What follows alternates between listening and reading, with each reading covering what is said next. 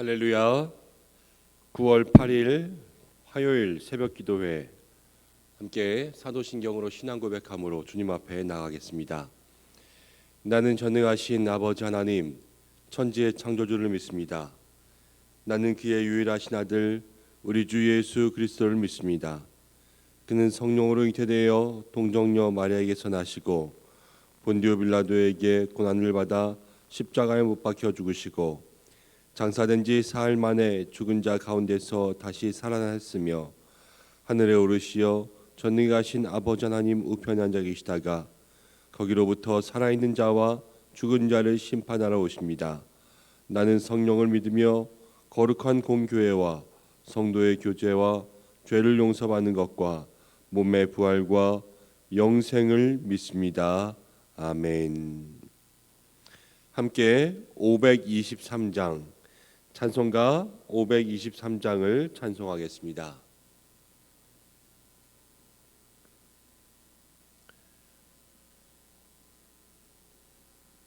어두운 죄악길에서 목자 없는 양같이 모든 사람 길 찾아 헤맨다.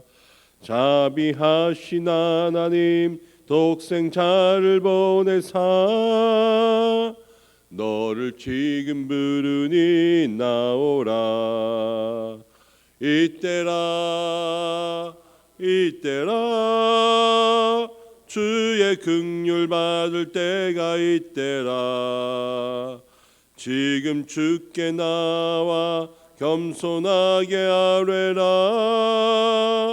구원함을 얻으리. 험한 십자가 위에 달려 돌아가신 주 다시 살아나셨네 기쁘다.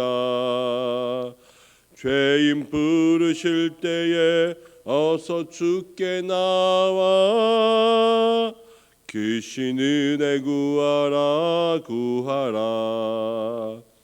이때라 주의 긍휼 받을 때가 이때라. 지금 주께 나와 겸손하게 아뢰라. 구원함을 얻으리. 주의 귀한 말씀에 영원 생명이 있나니 주님 너를 용서해 주신다. 주가 부르실 때에 힘과 정성 다하여 주의 은혜 받으라. 이때라 주의 긍휼 받을 때가 이때라. 지금 주께 나와 겸손하게 아뢰라. 구원함을 얻으리.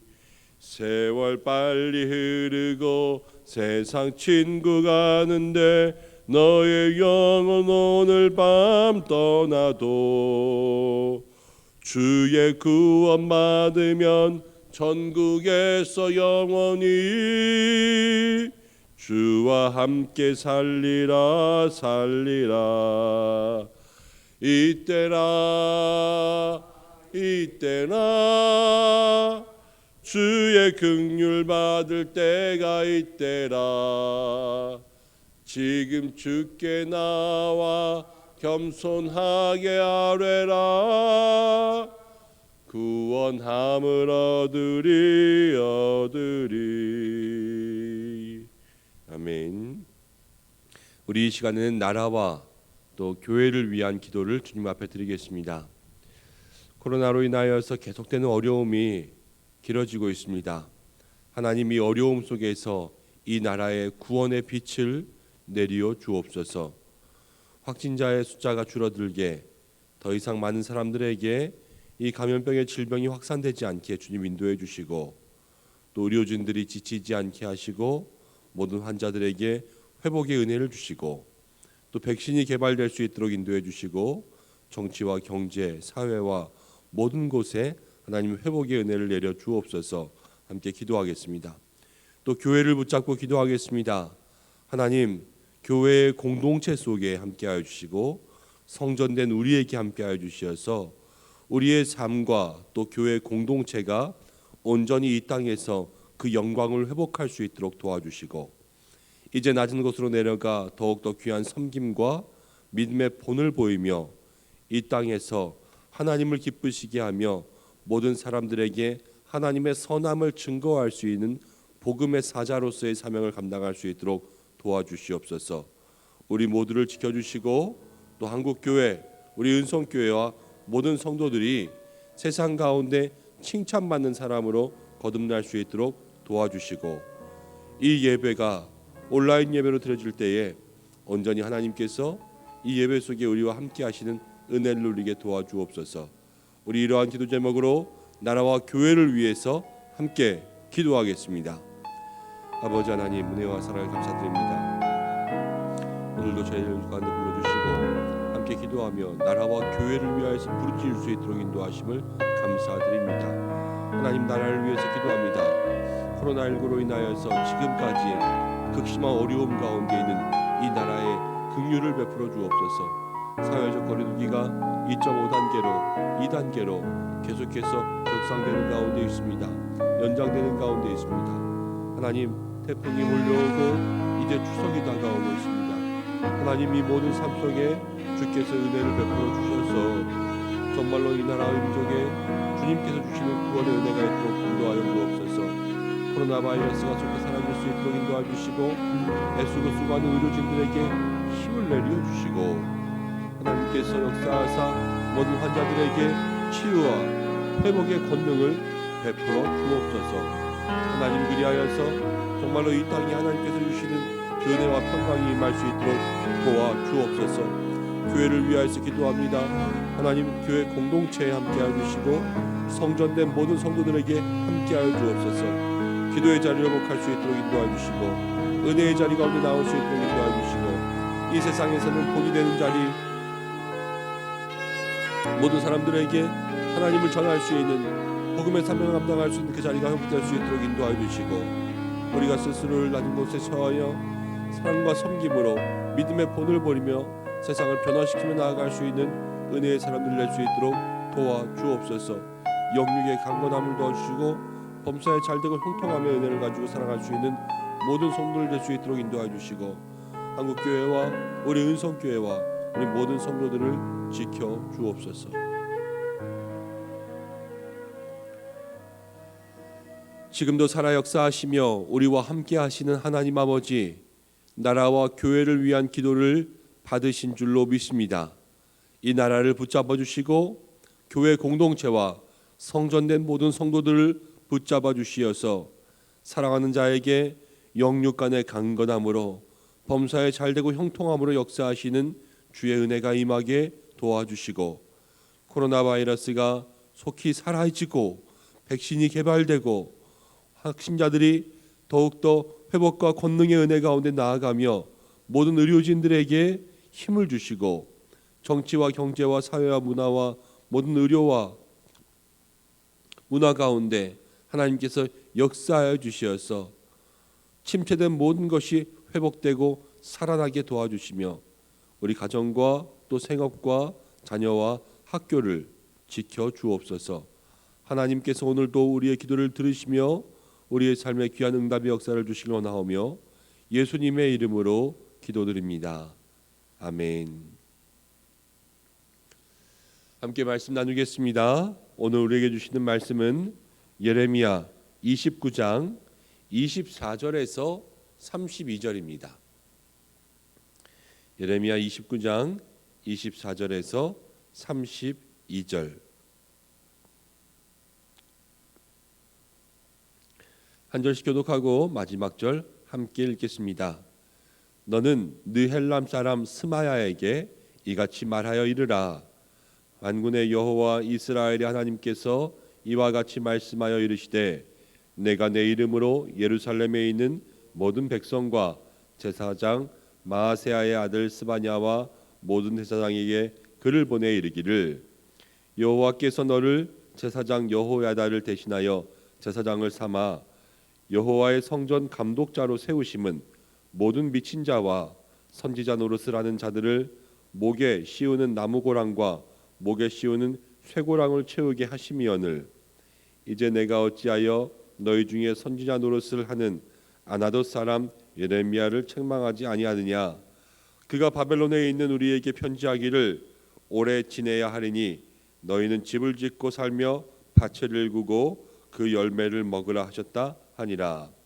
제사장 스바냐가 스마야의 글을 선지자 예레미야에게 읽어서 들려줄 때에 여호와의 말씀이 예레미야에게 임하여 이르시되 너는 모든 포로에게 전언하여 이르기를 여호와께서 느헬람 사람 스마야를 두고 이같이 말씀하셨느니라. 내가 그를 보내지 아니하였거늘 스마야가 너희에게 예언하고 너희에게 거짓을 믿게 하였도다. 함께 읽겠습니다. 그러므로 여호와께서 이와 같이 말씀하시니라. 보라, 내가 느헬람 사람 스마야와 그의 자손을 벌하리니 그러나 여호와께서 패역한 말을 하였기 때문에 이 백성 중에 살아남을 그의 자손이 하나도 없을 것이라. 내가 내 백성에게 행하려 하는 복된 일을 그가 보지 못하리라 하셨으니라. 이것은 여호와의 말씀이니라. 아멘. 오늘은 예레미야 29장 24절부터 32절까지의 말씀을 가지고 바로 그때에 일하시는 하나님이라는 제목으로 말씀을 나누겠습니다. 바로 그때에 일하시는 하나님. 예레미야 29장은 예레미야 편지라 말씀드렸습니다. 그런데 오늘 24절에 보면은 느헬람 사람 스마야가 나오는데 25절 하반절에 여러분 성경을 보십시오. 이렇게 이야기하였습니다. 그 느헬람 사람 스마야가 모든 제사장들에게 글을 보내 이르기를. 예레미야가 편지를 썼지만요, 지금 느헬람 사람 스마야도 모든 제사장들에게 편지를 썼습니다. 그 당시에는 바벨론과 또 유다에 남은 사람들, 예루살렘 땅에 있는 사람들과 또 바벨론 포로로 잡혀간 사람들끼리의 편지의 왕래가 활발했습니다. 이것은 바벨론에서 그렇게 해주었습니다. 바벨론이 원하는 바였는데, 왜냐하면 이제 유다에 남은 사람들에게 바벨론에 포로로 잡혀 있는 사람들의 소식이 계속해서 들려지면요, 유다에 남아 있는 사람들이 아직도 바벨론 포로가 살아 있구나, 바벨론 포로들이 그곳 가운데서 잘 지내고 있구나, 이러한 소식들을 듣고 이제 바벨론에 더욱더 많은 관심을 기울이며, 또 바벨론은 그 바벨론 포로로서 인질의 역할을 하며 유다에게 요구할 것들을 잘 요구할 수 있는 그러한 소식에 통이 되었습니다. 그리고 이제 바벨론이 유다로부터 조공을 받아야 되는데 유다의 현지 상황이 어떤지 그 편지들을 통하여서 알 수가 있는 거예요. 그래서 포로들에게 소식을 전하게 하고 또 전해오는 소식을 포로들로부터 들었습니다. 그래서 예레미야도 그들에게 편지를 보낼 수 있었고, 또 바벨론 포로 중에 있는 사람들도 유다에 편지를 보냈는데, 지금 스마야는 어떻게 편지를 보냈는지 그 이야기가 25절부터 계속해서 28절에 나오고 있습니다. 스마야의 편지의 내용은 이렇습니다. 스마야는 그 당시 예루살렘에 있는 제사장에게 편지를 보냈습니다. 제사장에게 무엇이라고 편지를 보내냐면요, 그 땅에 있는 아나돗의 아들 예레미야가, 아나돗 사람 예레미야가 우리 보고 여기서, 지금 스마야는요 바벨론에 잡혀온 포로 중에 있는 선지자예요. 우리 중에 있는 여기 보고 여기서 밭을 일구고 집을 짓고 열매를 먹고 오래 살으라 그랬는데 이게 말이 되냐? 아니 제사장으로서 뭐하냐? 이런 허튼 소리라는 예레미야를 잡아서 목에 쇠고랑을 채우고 처벌하지 않고 지금 예레미야가 이런 일을 하게 가만히 놔두고 있는 게 제사장으로서 할 일이 맞냐? 네 직무를 생각해라. 지금 예레미야를 당장 잡아다가 예레미야를 어떻게 해라, 책망해라, 이러면서요 고발하고 있는 그러한 편지의 내용입니다. 그렇게 생각하면 여러분, 우리가 먼저 이러한 은혜의 교훈을 얻을 수가 있습니다. 바벨론 포로의 삶 속에 여호와의 말씀이 임했습니다. 여호와의 말씀이 임했는데 그 말씀 중에서 더러는 아멘으로 화답하겠지만 오늘 이 제사장 스마야, 거짓 선지자 스마야라는 사람은요, 그 말씀 가운데 아멘하지 않고 노멘한 거예요. 그래서 반박하면서 예레미야를 도리어 책망했습니다. 하나님의 말씀 앞에 우리가 늘 아멘으로 화답할 수 있는 사람인가, 순종의 사람인가 생각해 보아야 될 줄로 압니다. 오늘 말씀 속에 보면은 거짓 선지자라고 이야기하였지만 여러분, 이스라엘 백성들 바벨론 포로들의 삶 속에는요, 스마야는 선지자예요. 이 선지자가 지금 말씀에 정확히 거슬러서 그 말씀을 전하는 예레미야를 책망하고 있거든요. 그렇게 보면 말씀이 우리의 삶에 떨어질 때 그 말씀에 아멘을 하거나 아니면 그 말씀에 반대로 노멘을 하는 것은 여러분, 직분과 또 교회의 오래 다님과 누가 선지자이고 누가 평신도인지 그것과는 아무런 상관이 없다라는 것을 알게 됩니다. 우리의 마음 하나하나가 하나님 앞에서 정말로 어떠한 마음을 가질 수 있는가, 늘 그것을 우리가 기억하며 기도로 말씀으로 우리의 마음밭을 잘 일구어 놓지 않으면 하나님의 말씀이 떨어졌을 때 강팍한 심령은요, 그 말씀을 쳐내게 되어 있습니다. 강팍한 마음들은 하나님의 말씀을 오히려 반대하고 그것들을 대적하게 되어 있습니다. 그렇게 늘 우리가 우리의 마음이 하나님 앞에서 부드러운 산과 같은 마음으로 살아갈 수 있기를 그렇게 준비하고 또 늘 시간대마다 때때로 은혜 가운데 나아가 주님 앞에서 우리의 마음을 기경할 수 있는 하나님의 역사가 있어야 되는 것입니다. 하나님의 말씀에는요, 생각해 보면요, 죄가 없습니다. 하나님의 말씀은 잘못이 없어요. 하나님의 말씀은 늘 우리에게 좋은 것을 주시는 하나님의 말씀입니다. 그렇지만 오늘 이 말씀 속에서 누구는 은혜이고 누구는 이것 가운데 대적하기도 하는 것은 모두가 각 사람의 마음에 주시는 하나님의 말씀을 받는 그 토양이 다르다는 것을 생각할 수가 있습니다. 우리도 신앙생활하다 보면 이러한 일들을 종종 만날 때가 있습니다. 어떤 분들 안타깝게도요, 예전에 또 뭐 요즘에 아니면 어느 때에 어떤 목사님의 설교를 어떻게 들었는데 그때서부터 마음에 갈등과 고민이 일어나서 교회에 나오지 않게 되었다. 또 어떤 목사님에게 어떠한 이야기를 듣고 나서부터 교회에 나오지 않게 되었다. 이렇게 이야기하는 분들도 만난 적이 있습니다. 그런데 그때의 설교가요, 그 한 분에게만 이야기한 것이 아니라 온 회중에게 그렇게 이야기한 그 설교였다는 거예요. 그런데 그 설교 가운데는 우리가 주일 예배 설교에 모든 분들에게 설교를 한다고 하면 여러분, 그 설교에 누군가는 아멘으로 또 받아들이시는 분들도 있었을 거예요. 누군가에는 아멘으로 은혜가 되고 누군가에게는 교회를 안 나오게 하는 그러한 말씀이 된다는 것은 여러분, 말씀이 아니라요, 그 말씀에 대한 우리가 전하는 자와 듣는 자의 모두가 공동의 책임이 있다는 것을 생각할 수가 있습니다. 그렇기 때문에 우리가 늘 말씀 앞에서 들을 귀와 들을 수 있는 마음과 순종할 수 있는 심령을 위하여서 기도할 수 있는 우리 모두가 되어야 할 줄로 믿습니다. 29장에 이제 제사장 스바냐의 이야기가 나옵니다. 제사장 스바냐가 스마야의 글을 선지자 예레미야에게 읽어서 들려줄 때 아마도 제사장이요, 스마야의 글을 받고 편지를 받고 이제 그 편지의 내용을 가지고 예레미야를 불렀던 것 같아요. 그래서 스마야가 너에 대해서 이렇게 고발했는데 맞냐? 이렇게 따졌던 것 같습니다. 근데 여러분 생각해 보십시오. 이 글을 다 예레미야에게 읽어줬습니다.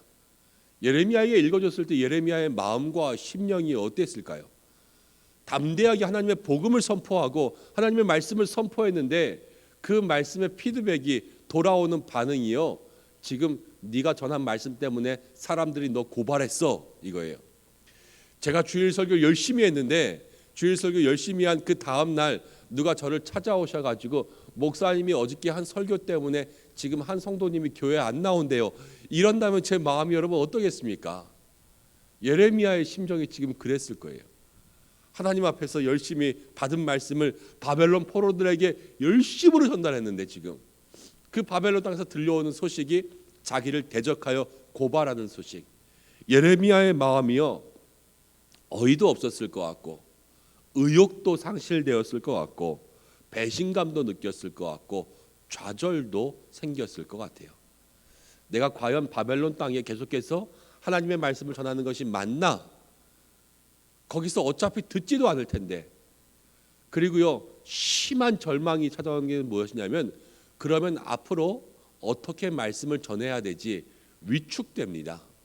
누군가 나의 이야기를 듣고 거기에서 상처가 되었다고 하면요 그 다음부터 그것이 계속 신경이 쓰이게 되어 있거든요. 예레미야도 아마 그랬을 것입니다. 그런데 그때의 30절 말씀이에요. 여호와의 말씀이 예레미야에게 다시 임하여 이르십니다. 그럼 저는 30절 말씀을 보면서 큰 은혜를 받았어요. 29절 말씀이 예레미야가 자신을 대적하는 그러한 글을 다 듣고 마음속에 좌절이 있고 상실감이 있고 혼란이 생기고 의욕이 상실되었다면 바로 그때 다운된 예레미야의 마음속에 실망한 예레미야의 마음속에 바로 그때 하나님께서 역사하시더라고요. 하나님께서 예레미야에게 임하여 이렇게 말씀하십니다. 31절과 32절 말씀을 종합하면요 스마야와 자손들은 스마야의 모든 가문들은 다 망할 것이다예요. 하나님의 말씀을 듣지 않고 예레미야를 대적한 스마야는 잘못했어. 그들은 망할 거야. 그리고 예레미야에게 힘을 주시면서요 하나님의 말씀을 담대히 증거할 수 있도록 만들어 주십니다. 하나님 얼마나 좋으세요. 예레미야의 상한 마음, 그 상한 마음이 그 속에서 내적 갈등을 일으킬 바로 그때에 예레미야의 마음속에 말씀으로 임하여서 예레미야를 세워주시고요 붙잡아 주시고 계십니다. 오늘도 하나님께서 우리에게 그렇게 역사하시는 줄로 믿습니다. 주님의 말씀을 증거할 때요 담대하게 증거하십시오. 선을 행하다가 낙심할 일이 찾아올 때가 있습니다. 그렇지만 선을 행하다가 낙심할 때 바로 그때에 우리 하나님께서는 우리를 붙잡아 주실 줄로 믿습니다. 우리의 마음과 생각을 늘 주님 앞에서 붙잡아 매고 살아가는 여러분들 되시길 바랍니다. 그래도요 그러다가 낙심할 때가 와요. 그렇지만 바로 그때에 우리가 낙심할 그때에 넘어질 그때에 하나님께서는 꼭 필요한 말씀을 우리 가운데 해주시며 우리를 다시 붙잡아 일으켜 세우시는 줄로 믿습니다. 어제 아이랑 잠깐 놀다가요 아이가 넘어질 뻔한 그때 제가 아이를 딱 붙잡아서 넘어지지 않게 붙잡아 준 적이 있습니다. 저희 아이가 저한테 그러더라고요. 아빠가 붙잡아서 살았다. 아빠는 나의 생명의 은인이야. 꼭 갚을게. 이렇게 이야기하더라고요. 그런데 여러분 생각해 보세요. 부모는요 아이가 넘어지려고 하는 그때에 바로 잡습니다. 쓰러지지 않게 완전히 엎드려지지 않게 그 위험의 순간 가운데 손을 뻗어 붙잡아 줍니다. 여러분 오늘 하나님께서요 우리에게 바로 그때 역사하시는 줄로 믿습니다. 우리의 삶이 엎드려지고 완전히 쓰러지지 아니할 때에 하나님 바로 그때 우리를 붙잡아 주시고 우리가 주저앉을 때에 능력의 팔을 베풀어 주시고 또 우리가 우리의 다리에 힘이 없어 우리의 삶에 우리의 능력이 없어 우리가 움직일 수 없을 때 하나님께서 우리 가운데 역사하셔서 바로 그때 하나님 우리를 만져 주시는 줄로 믿습니다. 오늘이 어쩌면 바로 그때입니다. 우리가 기도할 때가 바로 그때이고 우리가 주님 앞에 엎드려질 때가 바로 그때입니다. 오늘 하나님께서 역사하실 바로 그때를 우리의 마음속에 생각하며 하나님의 도우심, 하나님의 만지심, 하나님의 역사하심을 우리의 삶에 함께 만나며 나아갈 수 있는 우리 은성의 모든 성도들 되시기를 주님의 이름으로 축복합니다. 함께 기도하겠습니다. 하나님 아버지 고맙고 감사합니다. 오늘도 우리를 붙잡아 주셔서 은혜 가운데 살게 하시는 하나님의 말씀을 듣게 하심을 참으로 감사합니다. 힘들고 어려운 중에 있는 우리 모든 성도들의 삶이 어쩌면 삶에 여호와의 말씀을 전함으로 늘 능력 가운데 살면서도 대적하는 이야기를 듣고 실망과 좌절을 경험하고 있는 예레미야의 심령과도 같습니다.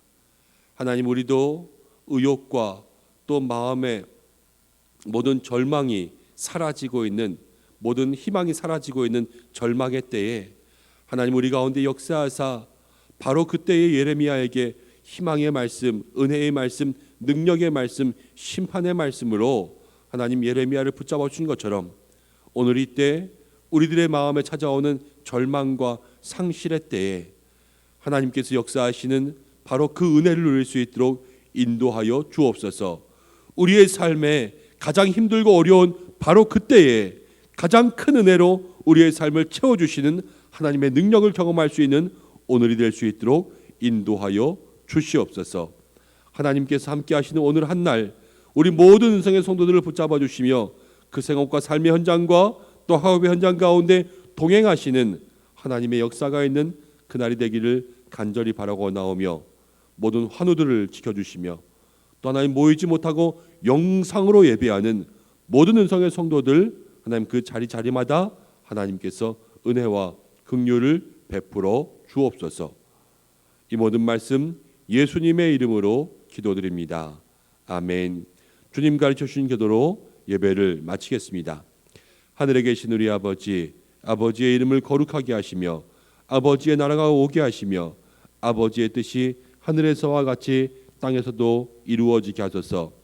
오늘 우리에게 일용할 양식을 주시고 우리가 우리에게 잘못한 사람을 용서하는 것 같이 우리 죄를 용서하여 주시고 우리를 시험에 빠지지 않게 하시고 악에서 구하소서. 나라와 권능과 영광이 영원히 아버지의 것입니다. 아멘. 오늘 말씀을 붙잡고 함께 기도하겠습니다. 기도할 때에 하나님, 나에게도 바로 그때의 역사하시는, 내가 가장 어려울 때에, 힘들 때에, 나의 마음의 의욕이 상실될 때에, 내가 절망 가운데 있을 때 가장 좋은, 가장 적당한 바로 그때 역사하시는 주님을 만나게 도와주옵소서. 여러분 함께 기도하시고 오늘 화요일입니다. 세계 평화와 세계 선교를 위해서 기도하겠습니다. 하나님, 온 세계 가운데 다시 회복의 은혜를 주시고 선교가 막히지 않게 땅끝을 향한 모든 섬김들이 회복되게 도와주옵소서.